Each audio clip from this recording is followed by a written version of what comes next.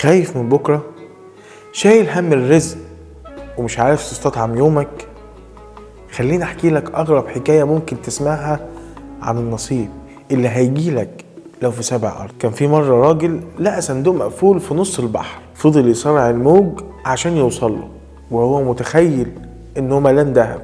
لما جابه وفتحه ملقاش فيه غير رغيف عيش واحد. الراجل اتصدم ورمى الرغيف في البحر من شدة غضبه. الموج لفه ورجعه له تاني، فالراجل استغرب واكله، وفي اللحظة دي لقى في الرغيف جوهرة كان ملك البلاد بيدور عليها وحاطط مكافأة كبيرة للي يلاقيها. الرغيف كان رزقه والجوهرة كانت المكافأة على صبره. الرزق مكتوب وبيدور عليك زي ما بتدور عليه. المحمولك على اللي خلقك، وبلاش تخلي قلقك يسرق منك بركة يومك. لما تسلمها لصاحب الرزق قلبك بيستريح والدنيا بتنور بسكينة وبهجة. سكينة وبهجة مع محمد طارق، يوميا 5:00 مساء.